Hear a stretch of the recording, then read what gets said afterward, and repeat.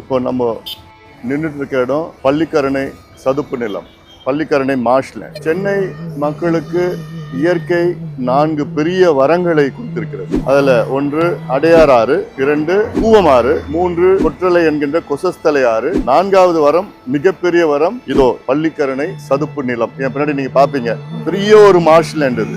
அந்த 3 ஆறுகள் சென்னை மக்களுக்கு தண்ணி கொடுக்கிறாரு. பள்ளிக்கரணை இந்த மார்ஷ்லேண்ட் சதுப்பு நிலம் எவ்வளவு தண்ணி வந்தாலும் எவ்வளவு வெள்ளம் வந்தாலும் அது வடிக்கிற இடம். இதுல என்ன பியூட்டினா, ஒரு 100 இயர்ஸ் பேக் வரைக்கும் இந்த பள்ளிக்கரணை சதுப்பு நிலம் கிட்டத்தட்ட ஒரு 15,000 ஏக்கர்ஸ் பரப்பளவு. கிட்டத்தட்ட அடையாறு ஆறு சவுத் பேங்க்ல இருந்து கிட்டத்தட்ட சோழிநல்லூர் தாண்டி அவ்வளவு பெரிய ஒரு வடிகால். இது ஒரு மிகப்பெரிய ஒரு அதிசயம் நமக்கு இயற்கை கொடுத்த வரோம். ஒரு 60 ஆண்டுகளுக்கு முன்பு வரை இது ஒரு 12,500 ஏக்கரா இருந்தது. இன்னைக்கு வெறும் 2,500 2,700 ஏக்கர் தான் இருக்கு, மிச்சம் இருக்கு. இந்த 2,500 ஏக்கரையும் அழிக்க பார்த்துட்டு இருக்கிறாங்க. மிகப்பெரிய ஒரு சூழ்ச்சி நடக்குது இது கெடுக்கிறதுக்கு. சமீபத்தில் தமிழ்நாட்டில் இருக்கிற பில்டர்ஸ் அசோசியேஷன், அதுக்கப்புறம் இன்னொன்னு கொஞ்சம் அசோசியேஷன்லாம் எங்களுக்கு இந்த சதுப்பு நிலத்துல இங்க இந்த மார்ஷ்லேண்ட்ல எங்களுக்கு பெர்மிஷன் வேணும், இன்னும் கன்ஸ்ட்ரக்ஷன் கட்டணும், ஹை ரைஸ் அபார்ட்மெண்ட்ஸ் கட்டணும், நிறைய பேர் கேட்டுட்டு இருக்கிறாங்க. சில பேருக்கு பட்டா கிடைக்கல, அப்படி எல்லாம் சொல்லி ஒரு பிரச்சாரத்தை மேற்கொண்டிருக்கிறாங்க. கவர்மெண்ட்லயும் அவங்களுக்கு அந்த அளவுக்கு தெரியல. இது ஒரு வீடு பிரச்சனை, இடம் பிரச்சனை நினைச்சுக்கிட்டு அதுல ஏதோ கொஞ்சம் வேகமா பண்ணிட்டு இருக்கிறாங்க. ஆனா இது மக்களுக்கும் அரசுக்கும் புரியணும், இது அப்படிப்பட்ட எந்த பிரச்சனையும் இல்ல. இது இந்த பள்ளிக்கரணை மார்ஷ்லேண்டோடைய பியூட்டி என்னன்னா, சென்னையிலயும் சரி, சென்னை பெரிஃபரியிலயும் சரி, லைக் தாம்பரம், பல்லாவரம், குரோம்பேட்டை, இன்னும் சவுத், எவ்வளவு வெள்ளம் எவ்வளவு தண்ணி வந்தாலும் அவ்வளவும் இங்கதான் ட்ரெயின் ஆகும். It drains nearly 250 square kilometres of land around Chennai and periphery எல்லாம். அதுல கிட்டத்தட்ட 65 வெட்லேண்ட்ஸ் இருக்கு. இதுக்குள்ளே வெட்லேண்ட்ஸ்னா என்னன்னா, ஏரி, குளம், கண்மாய், அதெல்லாம் வெட்லேண்ட். இப்போ செம்பரம்பாக்கம் ஏரின்னு வச்சுக்கோ, பெரிய ஏரி. சென்னை சுத்தி அதான் பெரிய ஏரி, 3.6 TMC கொள்ளல கொண்ட ஏரி. அதுவும் இதுல தான் ட்ரெயின் ஆகும். நிறைய இன்லெட் இருக்கு, ட்ரெயினிங் சிஸ்டம் இருக்கு, hydraulic system, ecology system. It's an huge ecological marvel by itself, this Pallikaranai marshland. இத ஒரு காலத்துக்கும் இருக்கிற கொஞ்சம் நஞ்சம் அழிக்க கூடாது.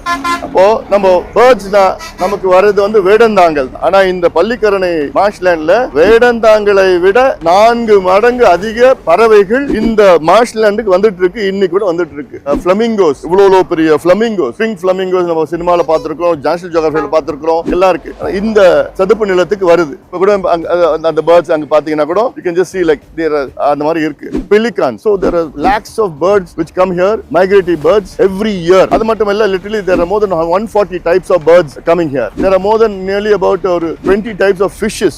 There are more than about 25 types of plants. ecology இந்த தனி ecology சிறப்பு இதுக்கு. இவ்வளோ சிறப்பு, இவ்வளோ நமக்கு நல்லது கொடுக்குது, இவ்வளோ ட்ரெயின் பண்றது எல்லாமே இருக்கு. ஆனா நம்ம என்ன பண்ணிட்டோம், அதை குறைச்சி அதுல தான் நம்ம எல்லாமே கட்டி, அதுல தான் நமக்கு ஐடி பார்க். நீங்க பாத்தீங்கன்னா அங்க ஃபுல்லா ஐடி பார்க். தமிழ்நாடோட எல்காட் சிட்டி, எலக்ட்ரானிக் சிட்டி முழுக்க 100% இந்த பள்ளிக்கரணையில தான் இருக்கிறாங்க. அதோட மோசம் என்னன்னா, இந்த பள்ளிக்கரணை மார்ஷ்லேண்ட்ல தான் குப்பையை கொட்டிட்டு இருக்கிறாங்க, காலகாலமா கொட்டிட்டு இருக்கிறாங்க. நீங்க இந்த பக்கம் நீங்க பாத்தீங்கன்னா கூட பாத்தீங்க, இது பெரிய ஒரு குப்பை மேடு, குப்பை மலை. ஒரு நாளைக்கு பள்ளிக்கரணை சதுப்பு நிலத்துல 5000 டன் குப்பையை ஒரு நாளைக்கு கொட்டிட்டு இருக்கிறாங்க. குப்பையை மட்டும் இல்ல, metro water, sewage, raw sewage, அவங்க சொல்றது treated sewage, raw sewage, lakhs and lakhs of litres a day இந்த பள்ளிக்கரணை சதுப்பு நிலத்துல தான் இதுல கொட்டுறாங்க. அது இல்லாம ஆலந்தூர் முனிசிபாலிட்டி அவங்க இருக்கிற குப்பை எல்லாமே இது ஒரு டம்பிங் கிரவுண்ட். இதுல actually it's a marshland and with the flood mitigation and recharge. ஆனா இதுல நீங்க தண்ணி கடியிலயோ தண்ணியை டெஸ்ட் பண்ணி, இல்லாட்டி கிரவுண்ட் வாட்டர் சுத்தி பக்கத்துல கிரவுண்ட் வாட்டர் டெஸ்ட் பண்ணீங்கன்னா mercury, cadmium, chromium,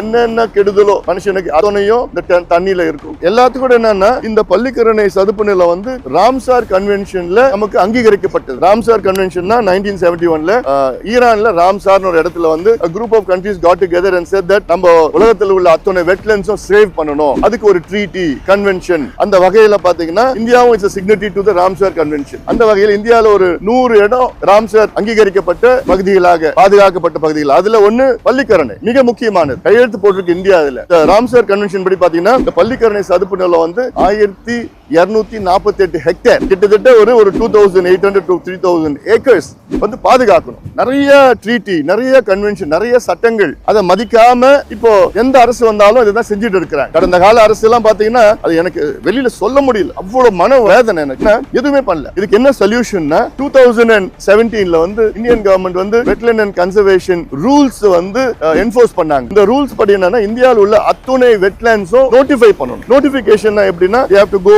GIS mapping பண்ணி பார்டர்ஸ் ஏர்மார்க் பண்ணி அதுல இன்லெட் வரதுக்காவா இன்லெட் எப்படி வருது, எங்க இருந்து வருது, எப்படி வருது எல்லாமே போட்டு ஒரு நோட்டிஃபை பண்ணிட்டோம்னா அதுக்கப்புறம் நோட்டிபிகேஷன் கைட்லைன்ஸ் ஒன்னு இருக்கு. இந்த நோட்டிபிகேஷன் கைட்லைன்ஸ் படி நடத்தணும்னா இதை காப்பாத்தலாம். ஆனா 10 வருஷம் ஆயிடுச்சு ரூல்ஸ் என்ஃபோர்ஸ் பண்ணி தமிழ்நாட்டுல ஒரே ஒரு வெட்லேண்ட் கூட நோட்டிஃபை பண்ணல இன்னைக்கு வரைக்கும். நாங்க கத்திட்டே இருக்கிறோம், பண்ணுங்க பண்ணுங்க, எத்தனையோ அறிக்கைகள், போராட்டங்கள், ஆர்ப்பாட்டங்கள், கருத்தரங்கள் நடத்தி இருக்கிறோம். தமிழ்நாட்டில் இது வரைக்கும் ஒரு வெட்லேண்ட் நோட்டிஃபை பண்ணல. அது எப்படின்னா 5 ஏக்கருக்கு மேல இருக்கிற வெட்லேண்ட்ஸ் எல்லாமே அந்த ரூல்ஸ் படி நோட்டிஃபை பண்ணணும். அந்த வகையில இந்த பள்ளிக்கரணை மார்ஷ்லேண்ட் நோட்டிஃபை பண்ணாங்கன்னா இது சொல்யூஷன், பெரிய சொல்யூஷன் வரும். நோட்டிஃபை பண்ணி அந்த கைட்லைன்ஸ்க்கு ஏற்றபடி அரசு நடத்துக்கணும். ஒன்ஸ் கைட்லைன்ஸ் நோட்டிஃபை பண்ணிட்டாங்கன்னா இதுக்குள்ள யாரும் குப்பை கொட்ட முடியாது, சூவேஜ் இதுக்குள்ள விட முடியாது, ஆக்கிரமிப்பு என்க்ரோச்மென்ட் பண்ண முடியாது, இதுக்குள்ள பில்டிங் எல்லாம் கட்ட முடியாது. காலங்காலமாக சென்னை மக்களுக்கு மட்டுமல்ல சுத்தி இருக்கிற பகுதி மக்களுக்கு மிகப்பெரிய ஒரு வடிகால் மட்டுமில்ல, ரீசார்ஜ் ஆக்யூஃபயர், இதெல்லாம் பெரிய ஒரு இயற்கை கொடுத்த வரத்தை நம்ம காப்பாற்றணும். அதுக்கு தான் இந்த ஒரு வீடியோ, இதுக்கப்புறம் ஒரு பிரச்சாரம், இதுக்கப்புறம் நிறைய ஒரு போராட்டங்கள்லாம் நாங்க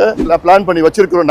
நான் கிட்டத்தட்ட 2003ல ஒரு சைக்கிள் பிரச்சாரத்தை மேற்கொண்டேன். அந்த சைக்கிள் பிரச்சாரத்துல பாத்தீங்கன்னா 5000 இளைஞர்கள் வச்சுட்டு சுத்தி ஒரு 22 கிலோமீட்டர் சுத்தி வந்த 2003ல இருந்து. இதன் பிறகு எத்தனையோ ஸ்டேட்மெண்ட், எத்தனையோ போராட்டம், 2010ல போராட்டம், 2014ல ஸ்டேட்மெண்ட், 2016லயும் கவர்மெண்ட் கிட்ட ரூல்ஸ் நோட்டிஃபை பண்ணுங்க, ஆக்ட் பண்ணுங்க. தமிழ்நாடு வெட்லேண்ட் அத்தாரிட்டின்னு ஒன்னு இருக்கு. இந்த அத்தாரிட்டி இன்னைக்கு தூங்கிட்டு இருக்கு. இந்த அத்தாரிட்டியோட வேலை என்னன்னா இந்த வெட்லேண்ட நோட்டிஃபை பண்ணணும். சோ நோட்டிஃபை பண்ணாதான் இதுக்கு சொல்யூஷன். இப்போ என்ன பண்ணிட்டாங்க, சவுத் கிரீன் பெஞ்ச் என்ன பண்ணிட்டாங்க, அவங்க மிகப்பெரிய ஒரு ஜட்ஜ்மெண்ட் கொடுத்திருக்காங்க. என்ன ஜட்ஜ்மெண்ட்னா, இந்த பள்ளிக்கரணை சதுப்பு நிலத்துக்கு 1 கிலோமீட்டர் சுத்தி பஃபர் ஜோன் ஒன்னு அறிவிச்சிருக்காங்க. அந்த பஃபர் ஜோன்ல எந்த கன்ஸ்ட்ரக்ஷனும் கட்டக்கூடாதுன்னு சொல்லியிருக்காங்க. இப்போ அந்த கன்ஸ்ட்ரக்ஷன் கம்பெனி எல்லாமே சேர்ந்து ஒரு பிரச்சாரத்தை மேற்கொண்டு எங்களுக்கு பட்டா வரல, எங்களுக்கு கட்ட முடியல, எங்களுக்கு பில்டிங் இருக்கு, நாங்க மிடில் கிளாஸ், நாங்க வாங்கணும், இப்படி எல்லாம் சொல்லி ஒரு பிரச்சாரத்தை மேற்கொண்டிருக்கிறாங்க. எல்லா சொல்யூஷனும் நோட்டிஃபை பண்ணிட்டாங்கன்னா எந்தெந்த பகுதி அதுல உள்ள தண்ணி வரது, ட்ரைனேஜ் சிஸ்டம், ஹைட்ராலஜி சிஸ்டம் எல்லாமே அதை மீறி இருக்கிற பகுதி